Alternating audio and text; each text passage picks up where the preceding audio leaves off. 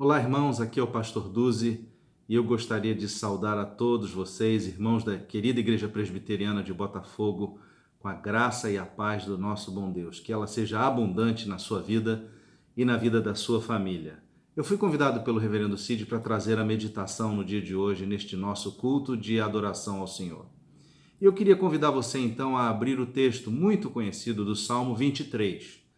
O Salmo 23, nós faremos a leitura de 4 versos apenas e partiremos para a nossa meditação. Diz a palavra do Senhor: O Senhor é o meu pastor e nada me faltará. Ele me faz repousar em pastos verdejantes. Leva-me para junto das águas de descanso. Refrigera minha alma. Guia-me pelas veredas da justiça por amor do seu nome. Ainda que eu ande pelo vale da sombra da morte, não temerei mal nenhum, porque tu estás comigo. O teu bordão e o teu cajado me consolam. Palavra do Senhor. Vamos orar. Senhor nosso Deus, muito obrigado por esta oportunidade de meditarmos na tua palavra. Ó Deus, que possamos extrair dela lições ricas e profundas para as nossas vidas nesses tempos difíceis. Pedimos que o Senhor, pelo Espírito Santo, possa falar ao coração de cada irmão, ó Deus, neste dia. Ó Pai, esteja conosco. Aceita, Senhor, a nossa meditação, pois nós oramos assim em nome de Jesus. Amém. Irmãos, esse salmo, como eu falei, é muito conhecido. E o que eu gostaria de falar, de meditar com vocês a respeito desse salmo é sobre o caráter de Deus neste salmo. Quando a gente pensa em caráter, a gente precisa lembrar um pouquinho do significado dessa palavra. E outro dia eu encontrei um significado interessante que diz o seguinte: o caráter é aquilo que designa o aspecto da personalidade responsável pela forma habitual e constante de agir, peculiar a cada indivíduo. Esta qualidade é inerente somente a uma pessoa, pois é o conjunto dos traços particulares, o modo de ser desta, sua índole, sua natureza e temperamento. Não há como a gente pensar em caráter, no caráter de alguém, sem nós pensarmos na essência desse alguém, nos atributos que definem essa pessoa, nas atitudes e posturas que esse alguém demonstra em diversas circunstâncias. Quando alguém nos conta uma história a respeito de uma experiência que teve com uma outra pessoa, seja essa experiência boa ou ruim, nós sempre tiramos conclusões a respeito do caráter dessa pessoa, a partir exatamente das atitudes relatadas. Nós estamos aqui diante de um relato de um relacionamento entre duas partes. É um salmo que reflete a história das experiências do rei Davi com Deus, Javé. É importante nós lembrarmos que Davi foi o homem escolhido por Deus para suceder Saul como rei sobre o povo de Israel. No entanto, esse processo levou muitos anos até que ele se tornasse rei. Você pode até conferir essa história se desejar, lá no livro de 1 Samuel, começando no capítulo 16, quando Samuel visita a casa do belemita Jessé procurando pelo filho para ungí-lo, e era o filho mais novo, Davi. E você acompanhando todos os capítulos do primeiro livro de Samuel até o seu final, e iniciando os 5 primeiros capítulos do livro de 2 Samuel, você aí vai ver a história da ascensão de Davi e a história de como Davi passou por muitas lutas com povos vizinhos, de como ele foi perseguido por Saul, né? E também já quando ele chega em Hebrom, que é praticamente a região de Jerusalém, ele passa a ser aclamado rei de todas as tribos de Israel. Isso acontece, irmãos, quando Davi tinha 30 anos de idade. 30 anos de idade. Né? Se pensar bem, ele foi convocado lá para lutar contra Golias, tinha lá era um adolescente, provavelmente seus 17 anos, alguma coisa assim. Aos 30 anos ele torna-se rei. Né? E ele reinou sobre Israel durante 40 anos e teve uma vida muito cheia de aflições. Né? Os comentaristas Caio e Dailich, eles dizem que este salmo, por parecer ter uma relação com o Salmo 3, pode ter sido escrito no tempo da rebelião de Absalão, filho de Davi, contra Davi, seu pai. Outros, por exemplo, como Calvino, observam que o aspecto de que este salmo ele não é uma oração de petição ou uma imprecação, como frequentemente Davi escrevia, mas é antes uma expressão de gratidão. É possível que fosse também um tempo em que Davi gozava de paz e prosperidade no seu reino, ali mesmo em Hebrom, e, portanto, Davi reconhece como Deus o abençoava. O verso 1 nos revela qual era o tipo de relação de Davi com o Deus Javé. Ele nos apresenta um relato pessoal de Davi. O Todo-Poderoso, o Deus autoexistente, o Eterno, o Intangível, Ele é o meu pastor, diz Davi. Nessa relação, podemos observar uma das propostas da revelação da Escritura, que é o que o Deus transcendente se faz imanente, se faz Deus conosco, num relacionamento pessoal. Davi faz uso da figura do pastor, que é algo muito tangível para os israelitas. É uma figura clássica do Antigo Testamento para referenciar o povo de Deus. Moisés já usava essa figura quando, lá em Gênesis 49, 24, ele relata a bênção de Jacó sobre o filho José, dizendo: o seu arco, porém, permanece firme e os seus braços são feitos ativos pelas mãos do poderoso de Jacó, sim, pelo pastor e pela pedra de Israel. No Antigo Testamento, pastorear era uma profissão muito comum. O próprio Davi era pastor de ovelhas. E ele sabia como funcionava essa dinâmica. Um pastor cuidava do seu rebanho. Um pastor estava sempre atento à segurança de suas ovelhas. Caso contrário, elas viriam se tornar a refeição das feras do campo, né? Um dos comentaristas desse texto, Derek Kidner, ele afirma que na palavra pastor, Davi emprega a metáfora mais compreensiva e íntima a respeito de Deus, que até aqui se achou nos Salmos. Pois, usualmente, ele preferia usar a palavra de rei ou libertador, ou ainda mais impessoalmente, a palavra rocha ou escudo. Mas aqui ele usa a palavra Davi, pastor. Ele usa a palavra que, ao contrário, fala de alguém que vive com o seu rebanho, sendo tudo para ele, guia, médico, protetor. Um pastor conhece suas ovelhas, as chama pelo nome, a ponto de ir atrás daquela que se afasta do aprisco. O profeta Isaías escreve aproximadamente 300 anos depois deste salmo e vem dizer, lá no capítulo 40, vem usar a mesma linguagem. Ele diz, no verso 11 do capítulo 40, como pastor apacentará o seu rebanho, entre os seus braços recolherá os cordeirinhos e os levará no seio. As que amamentam ele guiará mansamente. Essa relação, irmãos, de pastor-rebanho sempre me intrigou. Não sei se intriga você. Talvez o mais próximo que eu tenha chegado dela foi quando eu observava a relação do caseiro do sítio do meu pai com um pequeno rebanho que meu pai tinha de vaquinhas lá em Minas Gerais, né? Esse caseiro, chamado Geraldo Cadinho, era um homem muito simples e que depois veio a entregar sua vida a Jesus pelo testemunho da nossa família. E eu acompanhava o dia a dia dele, via como ele se comunicava, como ele tratava aquelas vacas de forma individual, como ele chamava aquelas vacas pelo nome. Ele sabia o nome de cada uma. Ele conhecia o nome dos bezerros, dos filhos. E elas atendiam ao chamado do Geraldo. Era visível o quanto elas contavam com o cuidado diário do Geraldo. Elas sabiam a hora de comer, elas sabiam a hora que o Geraldo ia chegar com o pasto, com a comida, né, para colocar no coxo, para colocar a serragem, para colocar aquelas outras coisas que eram necessárias à comida. Elas sabiam, elas acompanhavam. E ele conversava, Geraldo conversava com aquelas vacas enquanto elas se alimentavam. Era um relacionamento que se desenvolvera desde a tenridade, pois ele as via nascer. E por muito tempo ele desenvolveu aquela relação com aquelas vacas de uma forma diária, né? Construindo uma confiança mútua. Muito interessante. No caso das ovelhas, nós sabemos que elas são animais dependentes. Elas dependem demais do seu pastor para serem protegidas. Dizem até que uma ovelha não sabe aprender o caminho de volta ao aprisco. Quando ela sai para o pasto para comer, ela não sabe voltar e, portanto, o pastor tem que ir atrás para resgatar. É curioso porque Tais somos alguns de nós, muitas vezes, não é, irmãos? Também não há como nós lermos esse Salmo 23 sem aquela lente do Santo Agostinho, que via Cristo presente em todos os salmos. Esse verso 1 nos remete imediatamente a Jesus.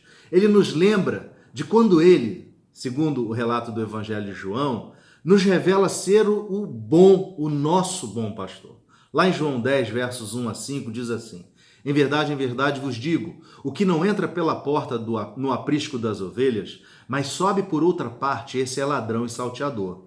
Aquele, porém, que entra pela porta, esse é o pastor das ovelhas.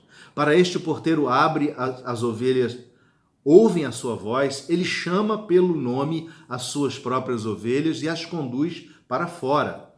Depois de fazer sair todas as que lhe pertencem, vai adiante delas, e elas o seguem, porque lhe conhecem a voz, mas de modo nenhum seguirão o estranho.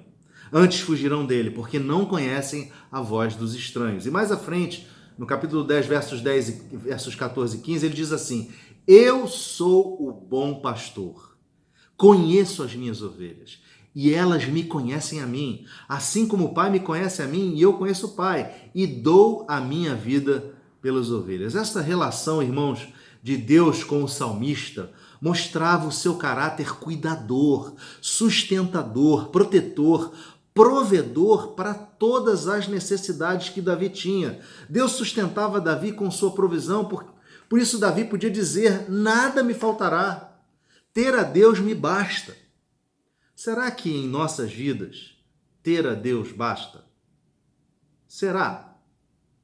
A linguagem nos leva a entender que se Deus é conosco, não teremos necessidade de absolutamente nada. Não podemos ficar, irmãos, ansiosos com nada absolutamente, porque Deus proverá. Jesus nos lembra disso no relato do Evangelho de Mateus. Lá no capítulo 6, verso 26, ele diz assim: observai as aves do céu. Não semeiam, não colhem, nem ajuntam em celeiros. Contudo, vosso Pai Celeste a sustenta. Porventura não valeis vós muito mais do que as aves? As aves do campo esperam de Deus seu sustento. Irmãos, para Deus nós valemos mais do que as aves do campo. Vejam só o caráter provedor de Deus no Salmo 104, versos 13 a 15. Do alto de tua morada, regas os montes, a terra farta-se do fruto de tuas obras. Fazes crescer a relva para os animais e as plantas, para o serviço do homem, de sorte que da terra tire o seu pão. O vinho que alegra o coração do homem, o azeite que lhe dá brilho ao rosto e o alimento que lhe sustém as forças. Irmãos, ao dizermos: o Senhor é o meu pastor e nada me faltará, estamos anunciando o caráter do Deus que provê para as nossas necessidades. Fale isso em voz alta para você mesmo. O Senhor é o meu pastor e nada me faltará. O teólogo Hermann Bavinck, ele vai dizer que a crença na providência de Deus está ligada à sua aliança e às suas promessas. Davi era conhecedor e cria na aliança de Deus com ele. Sabia que Deus, por sua aliança, o sustentaria, para que de sua descendência estabelecesse um reinado eterno. Nos versos seguintes desse salmo, Davi amplia a visão do caráter de Deus na sua vida. Ele evidencia o caráter de um Deus que nos guia. Nos versos 2 e 3, Davi diz que Deus é quem o faz repousar junto a pastos verdejantes. É Ele quem o leva às águas de descanso. É Javé quem alivia sua alma. É tremendo, irmãos, tomarmos conhecimento de que é o Senhor quem age em nossa direção e não o contrário. Deus é aquele que nos toma pela mão e nos leva. Quantas vezes nos vemos perdidos, irmãos, sem saber o caminho a seguir, nos sentindo impotentes, fragilizados, sem forças para continuar, angustiados. Davi nos diz: Deus é quem vai nos fazer deitar em pastos verdejantes. Deus é quem vai nos guiar, nos dar direção, dizendo: este é o caminho, andai por ele. Deus é quem vai nos levar em seus braços quando nós estivermos sem forças para continuar. Deus é quem vai nos tirar a ansiedade. É Ele quem vai nos dizer: lancem sobre mim suas ansiedades, porque eu tenho cuidado de vós. Davi declara no Salmo 4:8, no Salmo 4, verso 8, que ele diz: eu posso deitar em paz e logo pego no sono, porque, Senhor, só Tu me fazes repousar seguro. Observe, irmãos, que Deus nos guia por seu amor, por amor do seu nome. Queridos, Deus tem um nome a zelar. Deus honra o seu santo nome. Essa é a sua e a minha garantia. O Salmo 106, verso 8, nos diz que Deus salvou os israelitas do Egito por amor do seu nome, para fazer notório o seu poder. Irmãos, o nome de Deus é precioso. O profeta Ezequiel diz que Deus zela pelo seu santo nome. Saber disso deve aquietar a nossa alma. Deve nos trazer a firmeza para nós enfrentarmos os desafios e não termos medo. E é no verso 4 do Salmo 23 que encontramos esse contexto de não temer. Ainda que venhamos a atravessar o vale da sombra e da morte, não temeremos, pois Deus nos protegerá. Queridos irmãos, nunca houve um momento com tanta incerteza em nossa geração. Nós nunca atravessamos um vale tão sombrio, com cheiro de morte para todos os lados onde nós olhamos. Isso certamente tem gerado em todos nós, vocês, em mim, nas nossas famílias, receios, preocupações, ansiedades. De novo, a figura do pastor com a sua vara é aquela similar à do profeta Miqueias, no capítulo 7, no verso 14, quando ele diz que Deus apacenta o povo com o bordão, o rebanho da sua herança. A vara do pastor era tanto uma arma quanto um instrumento usado para proteger o rebanho. O cajado, um apoio na condução do rebanho. A combinação vara e cajado eram símbolos do poder e da proteção de Deus. Deus usava a vara e o cajado para trazer suas ovelhas para perto de si, colocá-las andando ao seu lado, protegê-las. Donald Carson, no seu comentário, ele diz que a experiência do salmista sai do pronome ele, nos versos 1 a 3, para o pronome tu, no verso 4, expressando um relacionamento ainda mais próximo. Quanto mais escuras as trevas, irmãos, mais perto está o Senhor. Ele traz toda a força do seu bordão e do seu cajado para nos apacentar, para cuidar de nós. Davi, em seu louvor, no Salmo 145, nos afirma, no verso 18, que perto está o Senhor de todos os que o invocam, de todos os que o invocam em verdade. Carson também vai dizer que esta duplicidade de vara e cajado traz a ideia de completude, uma proteção integral, um consolo que também pode nos trazer descanso. O consolo do bordão do nosso supremo pastor Jesus Cristo vem do fato de que ele não nos deixa, nem nos abandona na hora tenebrosa, irmãos. Pelo contrário, Jesus nos prometeu segurança. Veja de novo no Evangelho de João, no mesmo capítulo 10, mais adiante, versos 28 e 29. Eu lhes dou a vida eterna, jamais perecerão, e ninguém as arrebatará da minha mão. Aquilo que o Pai me deu é maior do que tudo, e da minha mão e da mão do Pai ninguém pode arrebatar. Irmãos, nós podemos descansar nas mãos do pastor das nossas almas. Eu queria concluir essa meditação trazendo esta palavra de conforto, para que nós não tenhamos medo. O Senhor é o nosso pastor. Nós temos o Senhor. Ele está conosco. Ele caminha ao nosso lado. O seu caráter é cuidador. Ele cuida porque nos ama. O seu caráter é provedor. Ele está atento a tudo que nós precisamos. O seu caráter é sustentador. Ele nos mantém debaixo de sua providência. Meu irmão, minha irmã, não se aflija. Jesus é o supremo pastor e é o nosso pastor. e, portanto, nada nos faltará. Que Ele aplique a sua palavra nos nossos corações. Vamos orar? Deus, muito obrigado, Senhor, pela tua palavra. Muito obrigado porque ela traz ao nosso coração a profundidade do teu amor e do teu cuidado por nós. Que nós possamos, Senhor Jesus, nos apegar a esta verdade de que o Senhor é o nosso supremo pastor e seguirmos adiante sem medo, sem vacilar, sem, ó Deus, estarmos ansiosos, mas sim confiantes de que o Senhor há de nos conduzir junto às águas tranquilas e aos pastos verdejantes. Muito obrigado. Nós te bendizemos, nós te glorificamos, em nome de Jesus. Amém.